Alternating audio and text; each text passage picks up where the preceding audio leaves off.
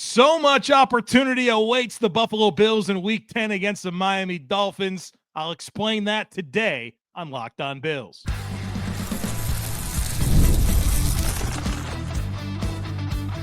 You are Locked On Bills, your daily Buffalo Bills podcast. Part of the Locked On Podcast Network, your team every day.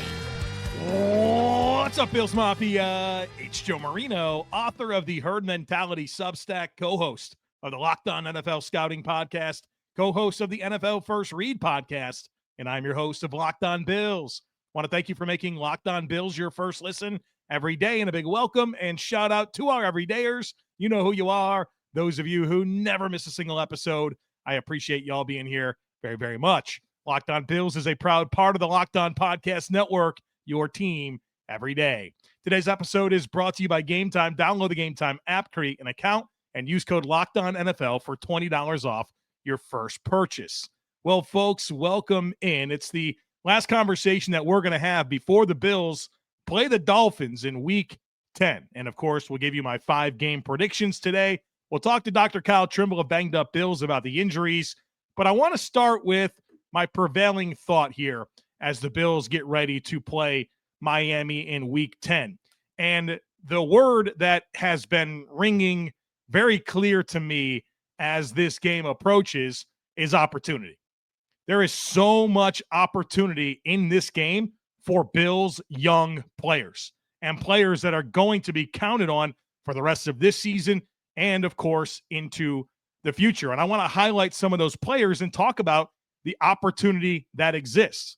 And I want to start at defensive end and focus on Landon Jackson, the Bills' third-round pick out of Arkansas this year, a rookie, and last year's day 3 pick, Javon Solomon, out of Troy. The Bills will not have A.J. Epinesa in this game. And, of course, we know Michael Hoecht is out for the season with an Achilles. And so your defensive end rotation is going to feature, of course, Greg Rousseau. And then you have Joey Bosa. And then it's these two guys. These two players. With Epinesa out, it's these two guys as defensive end 3 and defensive end 4. There is going to be a lot of snaps for these players. And it's good. They need it. They need the reps. They need the experience. That's how they're going to get better. And Landon Jackson has mostly been a healthy scratch this year. And I'm excited to see how he's progressing.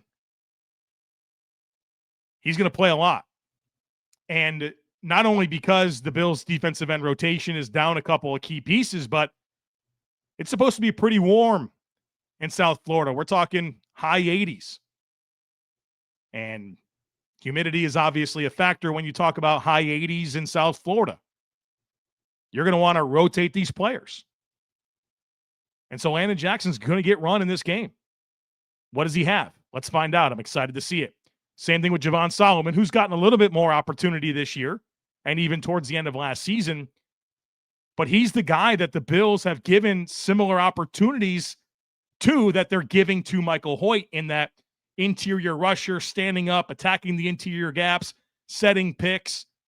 It's a big opportunity for him to do that more and gain experience and hopefully make some impact. But Landon Jackson and Javon Solomon, big stage for them against Miami. I'm excited to see it. Keeping it along the defensive line, Phidarian Mathis is now a member of this 53-man roster. He's been on the practice squad for a little bit of time, and now he's on the active roster, probably mostly due to necessity with injuries to Ed Oliver, and you've had Daquan Jones banged up, and he's played in 2 games. He played against New England, and then he played against Kansas City. He's going to play. He's going to play. Former second-round pick out of Alabama by Washington, has bounced around a little bit. He's still very young. But now he's on this roster, and this is a huge, huge, huge opportunity for him in his career. It's been disappointing for him as a second-round pick that's flamed out in a couple of different spots. This is his big chance. He's going to play. And watching every snap that he's played in those 2 games, the one thing that I think is very apparent is he plays hard. He plays really hard. I love his motor. I love his urgency. Now, I think there's a lot of work to do in terms of his technique, showing more of an anchor against the run, pass rush. It's all got to get better, but Here's your chance, dude. Go do it. He's going to play. The Bills may or may not have Daquan Jones. They won't have Ed Oliver. So it's Deion Walker, Fedarian Mathis, Jordan Phillips, and Phi Mathis. He's going to play. Want to see what he has. How about Maxwell Hairston? Boy, I'm excited for this. He's been terrific. Played 27 snaps against Carolina, 30 against Kansas City. The Bills might not have Christian Benford in this game. If that's the case, he's probably going to start and play every snap. And who was he going up against? Jalen Waddle. And when the Bills drafted Maxwell Hairston in the first round, matchups against players like Jalen Waddle had to be top of mind. Finally, the Bills have a corner with speed. And we saw how that impacted the Kansas City game with how we took away Xavier Worthy. And here's the next chance. Jalen Waddle, another speedster. Maxwell Hairston exists for these matchups. Against Worthy, against Waddle, against Zay Flowers with Baltimore, against Garrett Wilson with the Jets. This is probably round one of many between Hairston and Waddle. I'm excited to see it. Opportunity awaits. How about Jordan Hancock? He's gained more and more playing time. He's ramped up out of the bye, platooning a little bit with Jordan Poyer. He's going to play. And we've seen the value of reps. Look at what it's done for Cole Bishop and how it's unlocked more of his game as he's been in situations and seen things and kind of get coached through some failure. And Hancock has had some ups and downs. I thought he had some big lowlights against Kansas City, drifting in zone coverage and allowing there to be some completion opportunities for Patrick Mahomes in a game where he didn't find many, right? But these are great reps for Jordan Hancock. He's going to play a ton. How about on the offensive side of the football? Ray Davis. James Cook is good to go in this game, but he's playing through an ankle injury. I'm sure the Bills are not aspiring for this to be a 20 to 30 touch game for James Cook. I think they'd probably want it to be a little bit lighter workload. You're certainly hoping to get out of this thing with a convincing win. And that presents a stage for Ray Davis to potentially get some carries and maybe find some rhythm.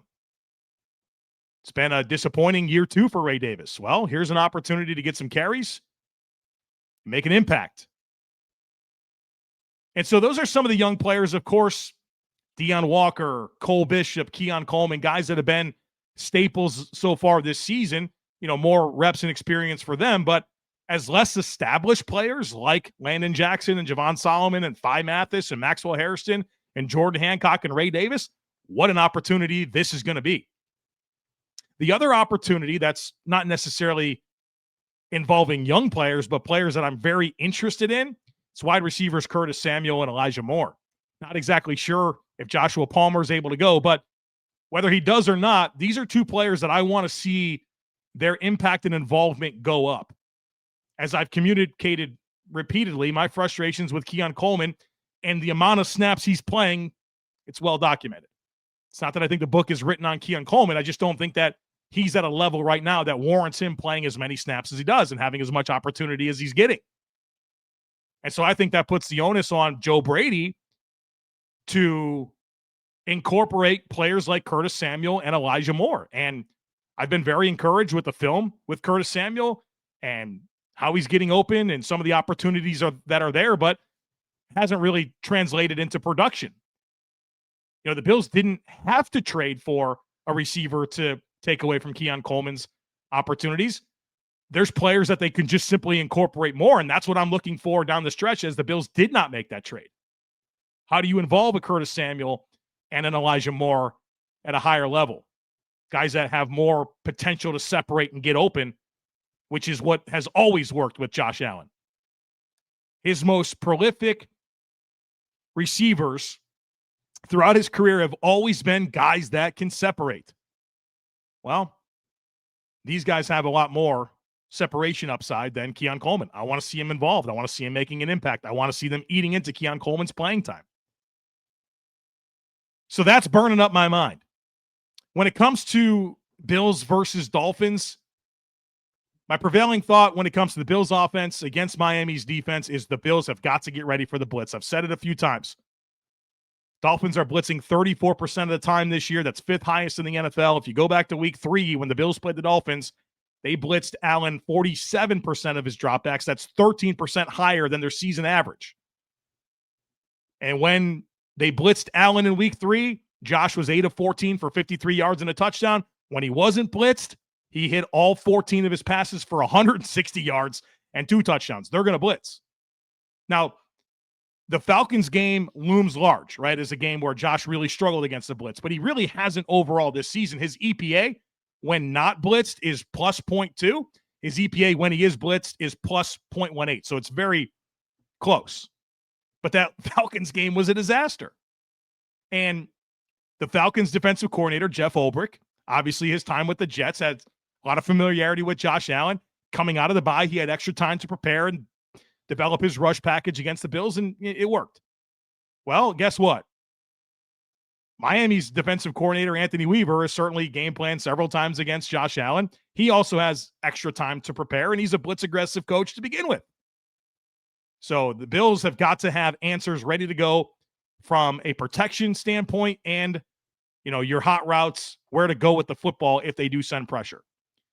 When the Bills are on defense against Miami's offense, I know that Miami is a pass-heavy team. You look at their ratio of run to pass, it's heavy pass, light run. Well, I would not sleep on the Dolphins and their rushing offense in this game.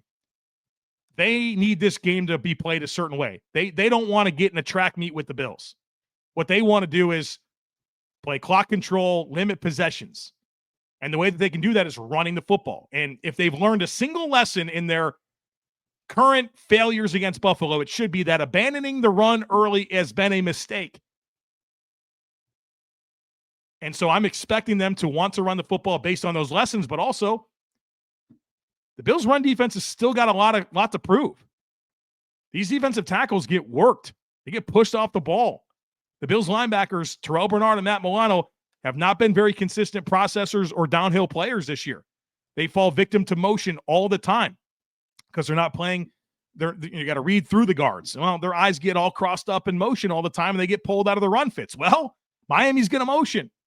And they've introduced a new wrinkle of 6 offensive linemen. They started this 2 weeks ago. They never under Mike McDaniel, who's about to coach his 61st game as the head coach of the Dolphins. In the first 58 games, they didn't run a single snap of 6 offensive linemen. Over the last 2, they've done it on 24 snaps with Daniel Brunskill. This is a new layer to their rushing offense. Again, more time to prepare. So, yeah, Miami wants to throw it, but you better get ready to defend the run because I'm sure for them, this looks like a ripe opportunity to run the football and stay in the game. And look, let's be honest. The Bills have had a lot of success against Miami. A lot of success. I'm sure they're over it. I'm sure they're tired of it. They've lost 7 in a row. They've lost 14 out of 15. Chris Greer was just dismissed. Mike McDaniel's on the hot seat. And a lot of the reason for this is because they struggle with the Bills, that they can't seem to close the gap. Mike McDaniel's still there. They've committed to him, at least verbally, through the rest of the season. Maybe he'll be back next year. If that's going to be the case, if he's going to hold this job, this is a key game for him. So look, I know the expectation should be high for the Bills. I think the Bills should win this game. But don't sleep. Don't let an emotional win over Kansas City and that coming off of that turn into a letdown in this game. Opportunity awaits on multiple fronts. All right, speaking of opportunity, coming up on the other side of it, we're going to have the opportunity to speak with Dr. Kyle Trimble of Banged Up Bills about the injury situation. So, folks, be sure to stick with me. If you're still overpaying for wireless, it's time to start saying yes to saying no. At Mint Mobile, their favorite word is no. No contracts, no monthly bills, no overages, no hidden fees, no BS. I said yes to making the switch and getting premium wireless for just $15 a month. Mint makes it simple. All plans come with high-speed data and unlimited talk and text delivered on the nation's largest 5G network. You can even bring your own phone and keep your same number in contacts. I love that you're getting the same quality service you've had before, but for a fraction of the price. Their setup is super easy. You keep your number, and then you're running in minutes. Ready to say yes to saying no? Make the switch at mintmobile.com/LockedOnNFL. That's mintmobile.com/LockedOnNFL. Upfront payment of $45 required, which is equivalent to $15 a month. Limited time new customer offer for the first 3 months only. Speeds may slow above 35 gigabytes on unlimited plan. Taxes and fees extra. See Mint Mobile for details. The NFL season is back, folks, and honestly, there's nothing better than being in the stadium surrounded by fans cheering on your team. But let's be honest, getting tickets can be a hassle. Between queues, login screens, and prices jumping at checkout, it's frustrating. Well, that's why I use Game Time, the app that gives the advantage back to fans. Game Time is fast, it's easy, and it's backed by the Game Time guarantee. You're always going to get 100% authentic tickets delivered on time and at the best price, plus all fees are included. So the price you see is the price you pay. The app makes everything super simple, and I love that I can even see my exact view from my seat before purchasing. It's faster, it's cheaper, and it's less stressful than any other way that you can purchase tickets. So download the Game Time app, create an account, and use code LOCKEDONNFL for $20 off your first purchase. Terms apply. Again, that's promo code LOCKEDON NFL for $20 off. Swipe, tap, ticket, go. Download Game Time today. I'm joined now by Kyle Trimble. He's a doctor of physical therapy. He runs bangedupbills.com. You can follow him on social media at bangedupbills. He joins us each week to get ready for the upcoming Bills game from an injury perspective. And we got stuff to talk about. And Kyle, I want to start with the unfortunate Achilles injury to Michael Hoecht that's going to cost him the rest of the season. What did you see, and what do we need to know about defensive linemen, pass rushers recovering from Achilles injuries? I didn't like what I saw when I saw it. We saw him hopping off the side, and I record the game and try to identify what's going on when the injury happens, which is why I'm able to get the film up on X or Twitter so quickly. And I'm looking at this film, and it looked like he got stepped on at first. I'm like, okay, well, that happens. And you realize there's no feet around him other than his own. And I'm like, this isn't great. And I'm looking at him like, this could be Achilles. And I messaged Dr. David Chow, who I do the injury spotting for. I'm thinking, I think this is Achilles. And then, the team says it's Achilles. And then you see that other video where it's from behind and you see him take that step, gets way out over ahead of himself. And you see the ripple through the calf muscle as he takes that step, realizes something happens. And then amazingly, he finishes a rep there. It's awful to see. I mean, you hate it because he was looking so good in the 2 games he was playing for us, especially coming off after the suspension. And it's like, why now? Like, why did this happen? And it was pretty apparent as soon as you saw it. And I was actually not afraid, but I was hesitant to post that out there because I never want to put wrong information out there. And I know I'm wrong in that I don't have all the information, but I don't want to jump to conclusions too quickly either. So if I have to wait for the team to say it's Achilles and then we start putting, better angles, things like that, I don't think it really matters in the time context. But as soon as you saw it, you're like, something's not right here. Then you start putting 2 and 2 together. It was a real shame. It just, with the timeline with that, he's looking at, you can get guys back about 9 months, but defensive linemen sometimes can take a little bit longer. I guess fortunately, unfortunately, they've had some experience with the Achilles tears and recovery with that, working with Dwayne Carter right now with that. But there's a chance he could start on PUP next year if it's a slow recovery or if he's just not bouncing back as quick there. But if he's going to rehab the way he plays, he could avoid PUP and get back sooner. But it's just, even when he does come back, we're going to see that kind of decrease in power. He's still going to have a motor on him, but it's just not going to be the same. And then, maybe 2027 is where we see him come out and maybe be a little bit better and kind of back to his normal self. It's just the timing of it, the position he plays. Most guys do come back from this. It's just, everything is a shame all around, no matter which way you look at it, from the rehab, injury, everything all together. Yeah, super unfortunate. I was enjoying Michael Hoecht, and it's going to be a while before we get to enjoy him again. I am not enjoying practice injuries, Dr. Kyle Trimble. Of course, Taron Johnson with the groin injury last Friday. He missed the Kansas City game, and he's listed as questionable for Sunday against Miami. He didn't practice Wednesday, limited Thursday and Friday, but I'd like to lump into this the latest practice injury, that being Christian Benford, who was injured during the Wednesday practice, didn't practice Thursday, was limited on Friday, listed as questionable for the game. Sean McDermott was asked some questions about, the amount of practice injuries, because you've now had 2 here that we just talked about in Johnson and Benford. Of course, we know that Daquan Jones was injured in warmups before a game. And of course, Ed Oliver was injured during practice. And so those are not great, especially in-season practices. So your general thoughts on Johnson and Benford, and then, of course, what's up with these practice injuries? Sean McDermott had noted that, they're happening during non-contact and, the individual drills. It's like, okay, what are you doing from a warm-up standpoint? This is something I want to dig into a little bit more. And once again, I don't know how the practices are structured, what they're doing before.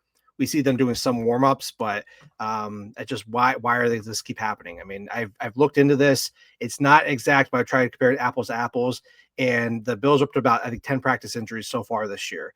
I went back to 2017 when, the same coaching staff, mostly the same medical staff has been in place. And I think the record's like 15, 14, and that was happened like 2020 and then 2017. So like we're probably ahead of pace with that. And once again, we don't know all the details of this stuff. And I look back and just try to say, hey, when was somebody not deal with an injury and then they popped up later in the week? That's kind of what I had to look through or had some prior context to that.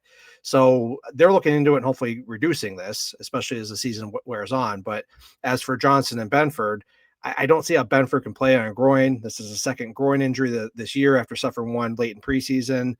He hasn't missed any time, but I would sit him down, especially knowing you can get Maxwell Hairston some more reps. And you got Tre'Davious White and Landon Jackson available to you. And then as for Taron Johnson, he suffered the injury last week in practice. He wasn't looking good to play, and that was not surprising when he didn't suit up. He's only a week removed from the injury. I mean, he was moving well from what Sal Capaccio had shown. He was doing something about a dynamic jumping warm-up.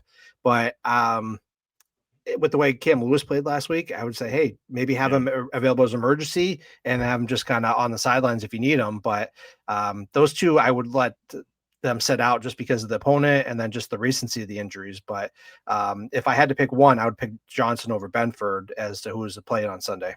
Yeah, this doesn't feel like the game to rush guys back, especially with how Cam Lewis played against Kansas City. You're developing some depth at outside corner. Let's get these guys right. That's my thought there. We'll see what the Bills do with that. All right, let's go to these next couple injuries that date back to the Atlanta game. Of course, Daquan Jones injured in warmups with the calf, and then Josh Palmer injured during the game with the knee ankle injury. Palmer was limited all week, questionable for Sunday. As for Daquan Jones, didn't practice Wednesday, but limited Thursday and Friday. I know there was some video of him kind of doing some jumping lunges, which I guess is probably pretty good. Those are hard to do when your legs are feeling right. Yes. Much less dealing with a calf situation. So again, both questionable. Your thoughts on the status of these players? I mean, it's been out several weeks now. I mean, they had the benefit of the bye, which probably prevented them from going on injured reserve in the first place. But I can see both playing just because the calf injuries, they usually don't take this long. And if they've taken any longer, they've just slapped them on injured reserve and let them just get better that way. So I expect Jones to go just given the time frame with this here. Maybe be on a pitch count, but we see him rotate the defensive ends and defensive tackles frequently there.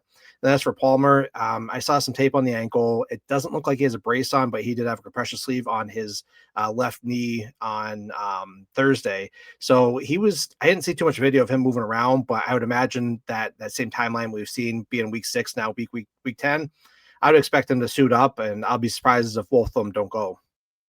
Two players that have injuries, they don't have a designation, so the expectation is that these players are going to play, but we know that they're going to be playing through a little something. Running back James Cook with the ankle injury that happened early against Kansas City. He finished the game. He wound up not practicing Wednesday, and then he was limited on Thursday, full on Friday. And then Joey Bosa, who has a wrist injury, and he didn't practice Wednesday, was limited Thursday, full on Friday. Sean McDermott said that they're good to go, but there's no denying that these guys are playing through something. I was at the Carolina game, and I texted you immediately because I saw Joey Bosa leave the game, and he was bent over grabbing his wrist like he was not comfortable. And he was getting some attention, and then that was right before halftime, and then he came back and finished the game. But then you saw him against Kansas City. There's just like multiple times where he's like shaking out his wrist. I'm like, the guy's got something wrong with his wrist. There's no doubt about it. And then he actually misses a practice, and so it comes to the point now where this practice reps taken away from him.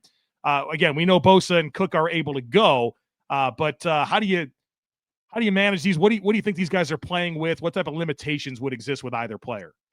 We'll go with Cook first. We saw him, exit the game briefly in the first offensive series against Kansas City. It looked like I think it was the safety for, I can't remember number 20 for the Chiefs there. He looked like he sat on Cook's right ankle or foot when he took him down there.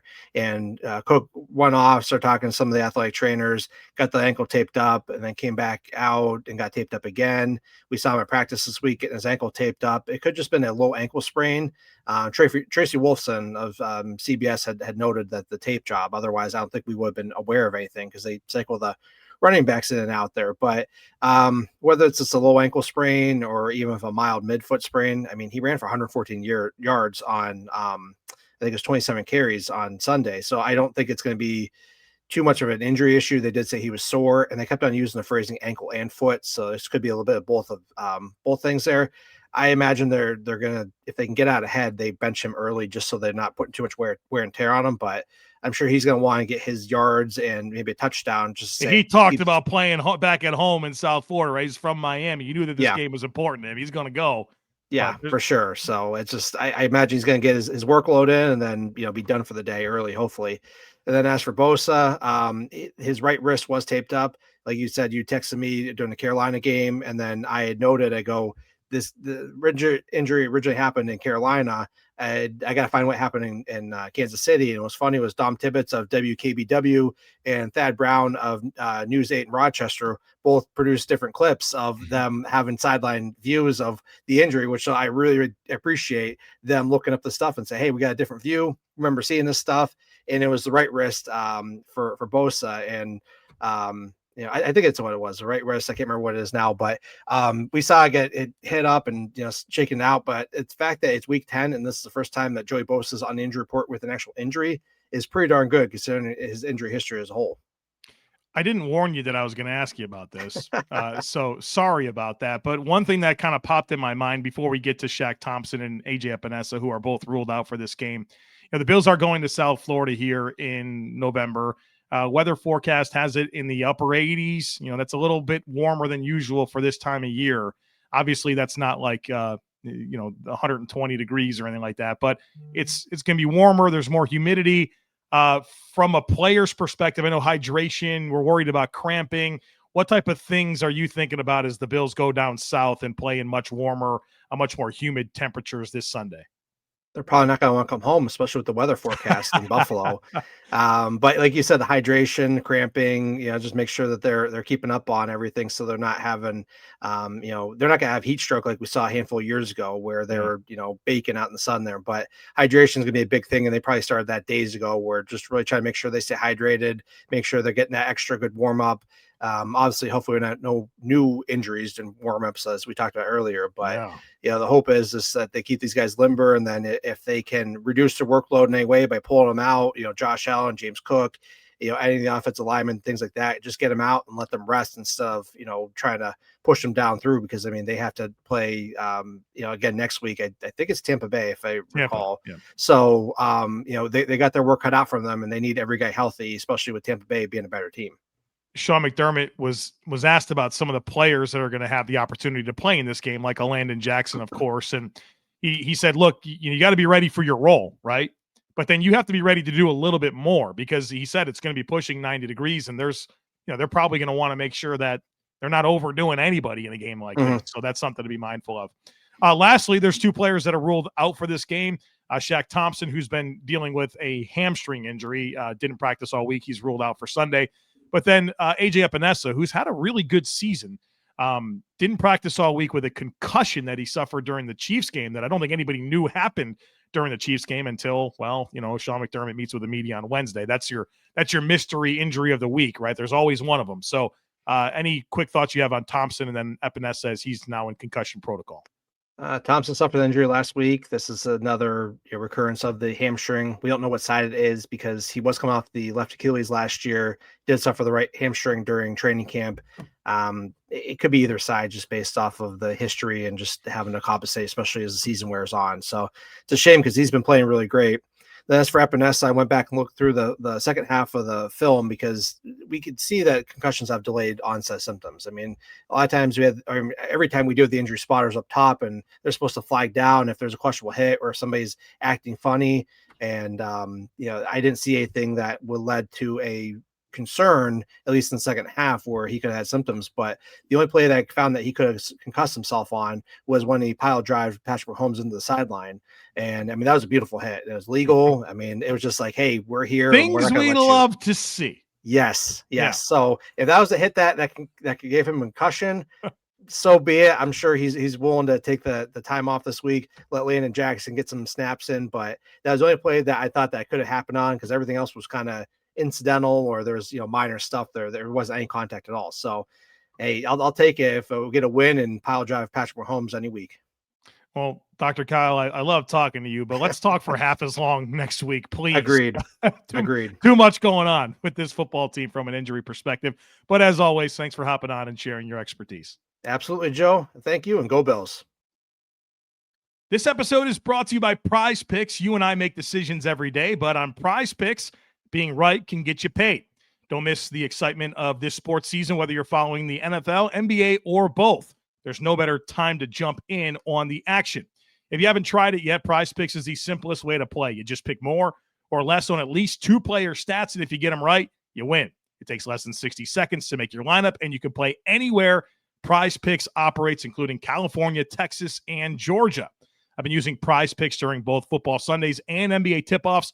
It keeps every game exciting. Plus, if one of your players leaves early with an injury, the injury reboots feature will save your lineup from a loss. So download the PrizePicks app today and use code LOCKEDONNFL to get $50 in lineups after you play your first $5 lineup. That's code LOCKEDONNFL for $50 in lineups after you play your first $5 lineup. PrizePicks, it's good to be right.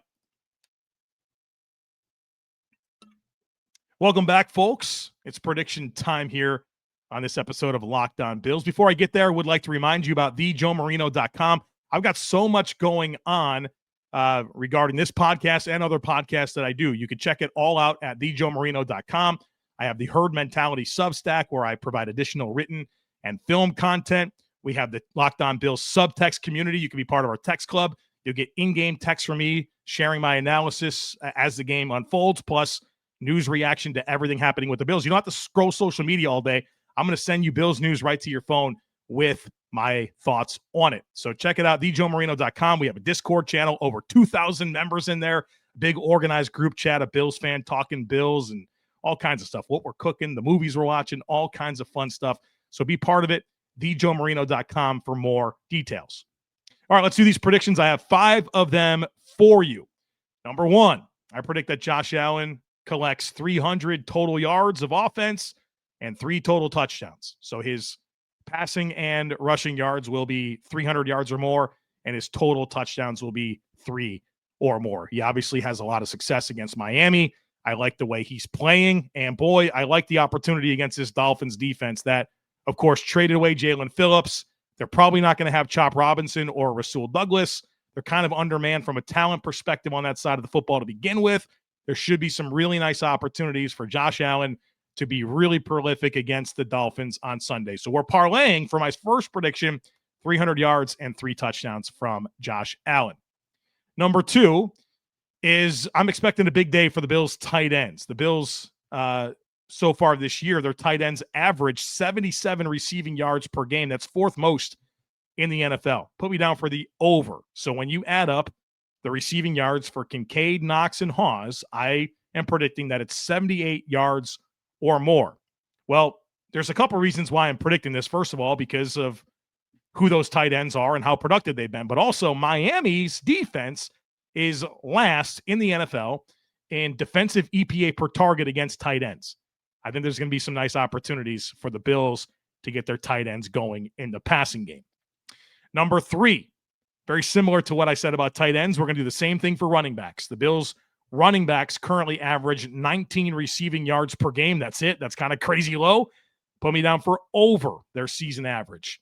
Just like against tight ends, Miami's defense is the worst in the NFL in EPA per target against running backs. And I think you should see Josh Allen give Cook, Davis, and Johnson some chances to catch the football. We have talked about this already. It's a blitz aggressive defense. I think a big part of your way to beat the blitz is involving your backs in the passing game. And so I expect that to be the case. So put me down for 20 or more receiving yards combined for Cook, Davis, and Johnson. Number 4, I predict that a Bills player records their first interception of the season. So a player that hasn't already recorded an interception will get their first of the year. Now, the reality is the Bills have had only 4 different players intercept the pass this year. Cole Bishop, A.J. Epinesa, Terrell Bernard, and Maxwell Hairston. So somebody else, maybe it's Jordan Hancock. Maybe it's Tre'Davious White. How about Jordan Poyer? How about Matt Milano? How about another defensive lineman? I think somebody that hasn't recorded a pick so far this year will get one. Tua's thrown 11 interceptions so far this year. I think he throws at least one more against the Bills. The Bills have been getting some takeaways, but it hasn't been as much in the form of interceptions as it usually is. They've been getting a few more fumble recoveries. And then lastly, I do think the Bills win this football game and improve to 7-2, entering their next contest against the Tampa Bay Buccaneers. And this is an important, every game's important in the NFL, but what's exciting about this particular opportunity, there's that word again, is that the Bills have the opportunity to tie the all-time series against Miami. This series right now is the Bills have 61 wins, 62 losses, and 1 tie. And you go back to the early parts of the Dolphins and Bills rivalry from 1967 to 1986, Miami was 34-4-1 against Buffalo. They also won 20 in a row from 1970 to 1979. So the Bills were in a huge hole. And they're finally able on Sunday to even things up with a win over Miami. Of course, their recent success, really since Marv Levy became the coach of the Bills, has skewed heavily towards Buffalo. But the recent success has been really significant. The Bills have won the last 7 and 14 of the last 15. And so if they make it 8 in a row and 15 of the last 16, they will have an all-time even mark against Miami, despite being in a huge hole. They were plus 30 in wins entering the 1987 season. So put me down for a Bills win. And there you have it, folks. The hay is in the barn. We've done all we can to get ready for this game. The only thing that's left to do is for the Bills to go out there and win it and get that 7th win of the year and then start getting ready for a big home game against the Tampa Bay Buccaneers. All right, folks, thanks for being here. As always, I kindly ask that you share, subscribe, rate, and review. Friendly reminder, Bill Squad will not be live right after the game. That's our goal most weeks, but Jeremy and Jerry have some travel that they're dealing with this weekend that's going to make that difficult. So Bill Squad will be 1:30 on Monday afternoon, 1:30 p.m. Monday afternoon for the next episode of Bill Squad, where we will, as a panel, react to this game. But you'll get the reaction from me. So after Bills Dolphins happens, I'm going to do my normal post-game episode, and it'll be up, I guess within 2 hours the game ending, something like that. So we'll get to work on it. So you'll have some post-game content to consume. All right, folks, that's it. Go Bills. Thanks for being here, and look forward to catching up with you again real soon.